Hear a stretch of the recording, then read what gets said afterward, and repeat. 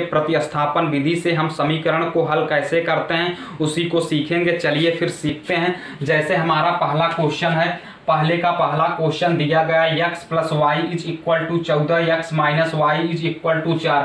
तो सबसे पहले हम इसको मान लेंगे समीकरण नंबर 1, इसको मान लेंगे समीकरण नंबर 2। इसमें केवल बेसिक कॉन्सेप्ट यही है कि चाहे तो आप समीकरण 1 से x का मान y के पद में निकालकर समीकरण 2 में प्रतिस्थापित कर दें, यानी x की जगह पर y के पद में निकाला गया जो मान हो x की जगह पर रख दें, या तो आप y का मान x के पद में निकालकर समीकरण 2 में रख दें, या इसी प्रकार समीकरण 2 से x का मान y के पद में निकालकर समीकरण 1 में रख दें, या y का मान x के पद में निकालकर समीकरण 1 में रख दें। इस प्रकार आप सॉल्व कर सकते हैं। चलिए फिर हम हल करते हैं इसको, आप बिल्कुल आसानी से समझ जाएंगे। चलिए समीकरण 1 से समीकरण 1 क्या है, x plus Y is equal to 14। तो यहां से दिस इंप्लाई x का मान y के पद में क्या निकलेगा, x इज इक्वल टू, यहाँ प्लस है बराबर के इस तरफ जाएगा तो माइनस हो जाएगा, 14 माइनस y हो गया। इसको हम मान लेंगे समीकरण नंबर 3। चलिए अब लिखते हैं x is equal to 14 minus Y समीकरण 2 में रखने पर हमने देखिए x का मान y के पद में हमने निकाल कर अब समीकरण 2 में रख देंगे तो क्या हो जाएगा, समीकरण 2 में रखने पर समीकरण 2 में रखेंगे x की जगह पर 14 माइनस वाई, तो दिस इंप्लाई क्या हो गया, x की जगह पर 14 माइनस वाई पहले से है इज इक्वल टू 4। इसको करेंगे सॉल्व, क्या हो जाएगा, चलिए इसको कर देते हैं सॉल्व। तो यहां से क्या निकल कर आएगा, 14 माइनस वाई और y मिलकर क्या हो जाएंगे, 2y is equal to 4।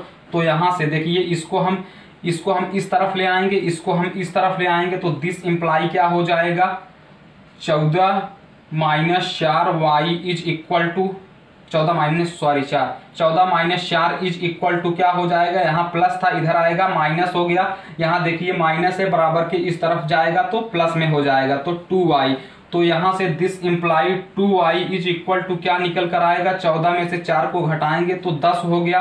This imply यहाँ देखिए y में 2 का गुणा है, इधर आएगा तो भाग हो गया, y इज इक्वल टू क्या हो जाएगा 10/2। तो यहाँ से y इज इक्वल टू क्या निकल कर आएगा 5। y का मान कितना निकल कर आया 5। अब यहां हम लिखते हैं y इज इक्वल टू 5 समीकरण 3 में रखने पर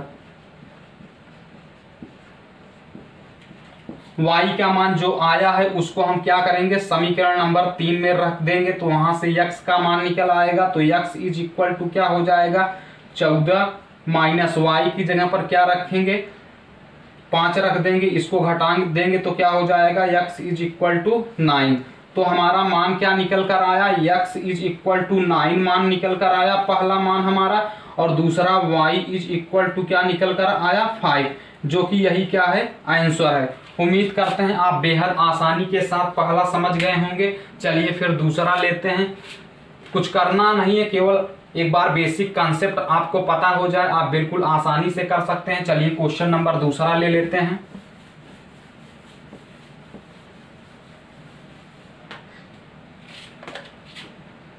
क्वेश्चन नंबर पहले का दूसरा है, S minus T is equal to 3 और S upon 3 plus T by 2 is equal to 6। इसको समीकरण नंबर 1, इसको समीकरण नंबर 2। चलिए हल करते हैं समीकरण 1 से।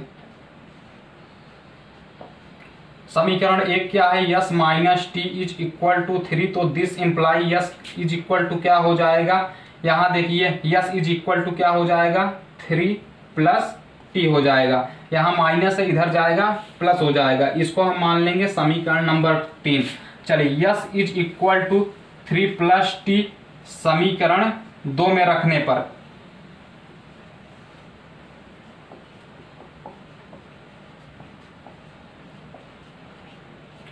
समीकरण 2 में हम रख देंगे यस की जगह पर कितना रख देंगे 3 + t, तो यस की जगह पर 3 + t अपान हमारा 3 हो गया plus t/2 is equal to 6। इसको करेंगे सॉल्व तो क्या हो जाएगा, हर समान नहीं है तो त्रिज्या गुणा कर देंगे, तो दिस इंप्लाई क्या हो जाएगा 2 का इधर गुणा 2 हो गया 3 + t और प्लस 3 का गुणा इधर कर देंगे 3t अपान नीचे का गुणा नीचे कर देंगे 6 इज इक्वल टू 6। यहां तक आप समझ गए होंगे। चलिए आगे करते हैं। 2 का अंदर गुणा कर देंगे तो क्या हो जाएगा 2 गुणे 3 डायरेक्ट लिख देते हैं 6 हो गया प्लस 2t हो गया प्लस 3t अपान हमारा क्या हो जाएगा, अपान यहाँ देखिए भाग में है इधर जाएगा क्या हो जाएगा गुणे में 6 में 6 का गुणा करेंगे 36 हो गया। चलिए यहाँ हम करते हैं सॉल्व। यहाँ देखिए 6, यहाँ देखिए 2t प्लस 3t मिलकर क्या हो जाएगा 5t, तो यहाँ 6 + 5t इज इक्वल टू क्या हो गया 36 यानी 36 हो गया। तो हम क्या करेंगे, इसको हम इस तरफ पक्षांतर करके ले आएंगे दाहिनी तरफ, तो क्या हो जाएगा 5t इज इक्वल टू 36 - 6, तो यहाँ से क्या निकल कर आएगा 30 जो कि 5t इज इक्वल टू है दिस इंप्लाई। तो यहाँ देखिए t में 5 का गुणा है तो इधर आएगा भाग हो जाएगा t इज इक्वल टू 30/5, तो यहाँ से क्या निकल कर आया 6। तो हमारा मान क्या निकल कर आया t इज इक्वल टू 6 हमारा मान निकल कर आया। अब लिखेंगे t बराबर 6 समीकरण 3 में रखने पर, t इज इक्वल टू 6 समीकरण 3 में रखने पर। समीकरण 3a है तो यहां से यस इज इक्वल टू क्या हो जाएगा 3 + t की जगह पर 6 रख देंगे, तो यहां से यस इज इक्वल टू क्या हो जाएगा 9 हो गया। तो हमारा मान क्या निकल कर आया, हमारा मान निकल कर आया t इज इक्वल टू 6, पहला मान हमारा t इज इक्वल टू 6 और यस इज इक्वल टू क्या 9, यही हमारे मान निकल कर आए। यहाँ यस का मान क्या है, यस का मान 9 है और t का मान 6 है। अगर हम इसको चेक भी करना चाहें तो t यस की जगह पर हम 9 रख देंगे, t की जगह पर 6, 9 में से 6 को घटाएंगे तो 3 हो गया। Left hand side is equal to right hand side आ गया, तो जो हमारा मान निकल कर आया है वह बिल्कुल सही है। अब दूसरा बिल्कुल आसानी से समझ गए होंगे। चलिए इसका तीसरा क्वेश्चन लेते हैं।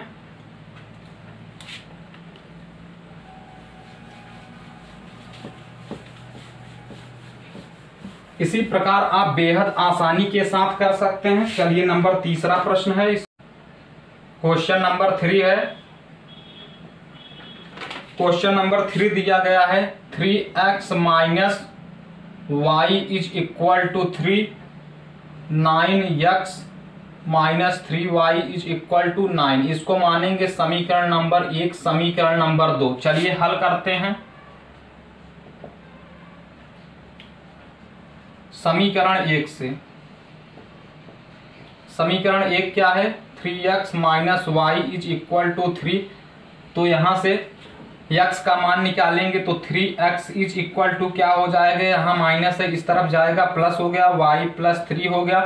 This imply x is equal to यहाँ 3 का x में 3 का गुणा है इधर आएगा भाग हो गया y + 3/3। इसको मान लेंगे समीकरण नंबर 3, इसको मान लेंगे समीकरण नंबर 3। लिखेंगे x is equal to y + 3/3 समीकरण 2 में रखने पर।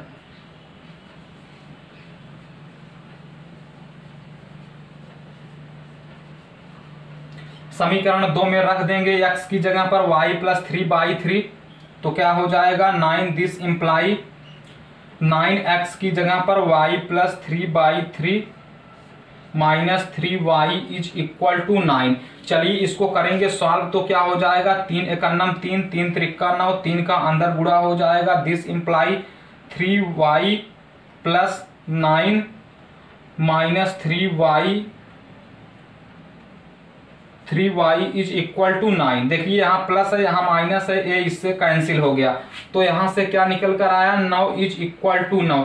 इसका मतलब यह है कि y का मान 9 के लिए यह सत्य है, y का मान 9 के लिए सत्य है।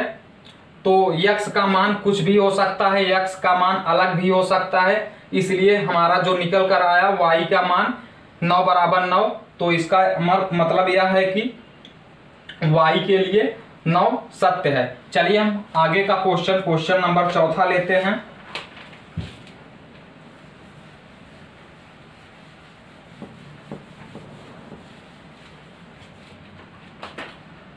क्वेश्चन नंबर 4 है 0.2x plus 0.3y is equal to 1.3।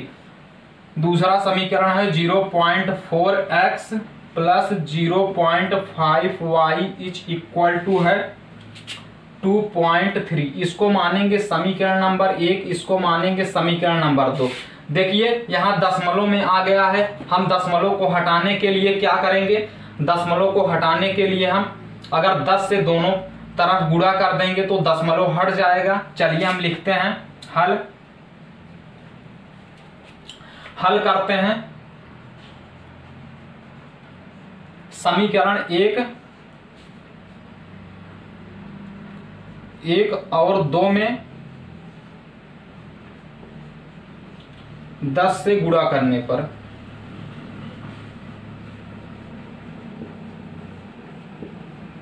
समीकरण 1 और 2 में 10 से गुणा कर देंगे दोनों पक्षों में, तो दशमलव क्या हो जाएगा खत्म। तो इसमें गुणा करेंगे तो क्या हो जाएगा 2x plus 3y is equal to 13। इसको मान लेंगे समीकरण नंबर 3। इसी प्रकार समीकरण नंबर 2 में भी हम 10 से गुणा कर देंगे तो क्या हो जाएगा 4x plus 5y is equal to 23। ये समीकरण नंबर 4 हो गया। चलिए अब इसको हल करते हैं समीकरण 3 से। समीकरण 3 क्या है 2x plus 3y is equal to 13। तो यहां से 2x इज इक्वल टू क्या हो जाएगा, यहाँ देखिए प्लस इधर जाएगा -13 minus 3y is equal 3y हो गया। यहाँ से देखिए x इज इक्वल टू क्या निकल कर आएगा, x is equal to 13 minus 3y upon 2 निकल कर आएगा। इसको हम मान लेंगे समीकरण नंबर 5। अब लिखेंगे x इज इक्वल टू, लिख देते हैं x का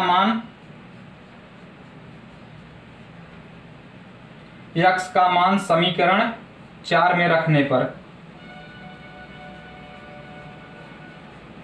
x का मान हम क्या किस में रखेंगे समीकरण नंबर 4 में रख देंगे। x की जगह पर क्या रखेंगे 13 माइनस 3y अपान 2 और यहाँ 4 हो गया। x की जगह पर 13 माइनस 3y अपान 2 हो गया plus 5y is equal to 23। इसको करेंगे सॉल्व तो क्या हो जाएगा दिस इम्प्लाई, इसको करेंगे सॉल्व 2 एकन्नम 2 2 दूना 4, 2 का अंदर गुणा कर देंगे 13 दूना कितना हो जाएगा 26 हो गया। 2 का गुणा इसमें करेंगे -6y हो गया plus 5y is equal to 23 हो गया।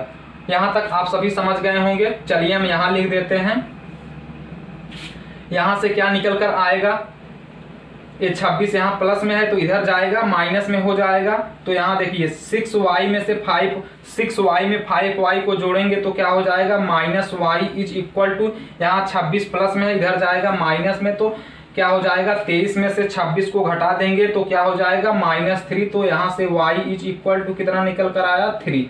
y बराबर कितना निकल कर आया 3। लिखेंगे y इज इक्वल टू 3, यहाँ लिख देते हैं y इज इक्वल टू 3 समीकरण 5 में रखने पर, समीकरण 5 में रख देंगे y is equal to 3, y is equal to 3 समीकरण नंबर 5 में रख देंगे तो x इज इक्वल टू क्या हो जाएगा, y की जगह पर 3 रखेंगे, 3 गुणे 3 त्रिका 9, 13 में से 9 को घटाएंगे तो कितना हो जाएगा 4, 4 में 2 का भाग दे देंगे तो 2 हो गया। तो हमारा मान क्या निकल कर आया x is equal to 2, y is equal to 3, यही हमारा मान निकल कर आया। उम्मीद करते हैं आप बेहद आसानी से समझ गए होंगे। चलिए हम आगे का लेते हैं, 5वां लेते हैं। क्वेश्चन नंबर 5 दिया है √2x plus √3y is equal to 0, √3x minus √8y is equal to 0। इसको हम समीकरण नंबर 1, इसको समीकरण नंबर 2। अब हल करेंगे समीकरण 1 से। चलिए इसमें हम समीकरण 1 से इसको सॉल्व करते हैं। समीकरण 1 क्या दिया गया है, √2x plus √3y is equal to 0। यहाँ से हम x का मान निकालेंगे, क्या हो जाएगा, √2x is equal to minus √3y हो गया। इधर प्लस इधर जाएगा माइनस हो गया, तो यहाँ से x इज इक्वल टू क्या हो जाएगा, माइनस √3/√2y। इसको हम मान लेंगे समीकरण नंबर 3। समीकरण नंबर 3 मानेंगे, अब लिखेंगे x का मान, चाहे तो x इज इक्वल टू इतना भी लिख कर सकते हैं या ऐसे भी लिख सकते हैं, x का मान समीकरण 2 में रखने पर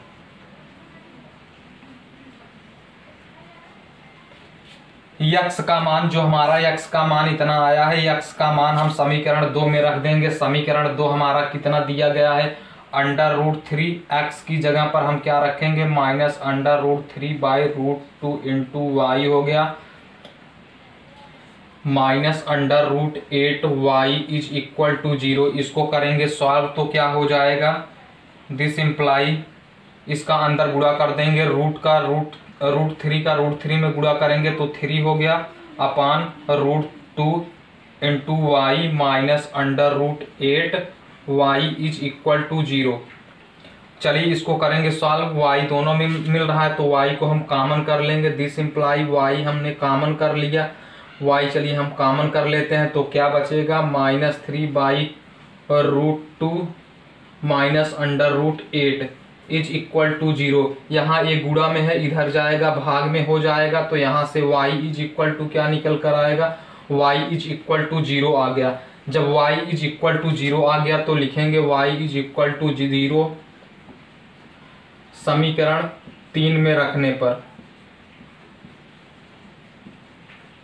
समीकरण 3 क्या है, ये है, तो हम यहाँ रख देंगे x is equal to minus √3/√2 into Y की जगह पर 0 रख देंगे, तो x का मान भी कितना निकल कर आएगा, 0 निकल कर आएगा। x का मान 0, y का मान 0। उम्मीद करते हैं आप बिल्कुल आसानी से पहले का, ये 5वां है, पहले का 5वां क्वेश्चन है, बिल्कुल आसानी से समझ गए होंगे।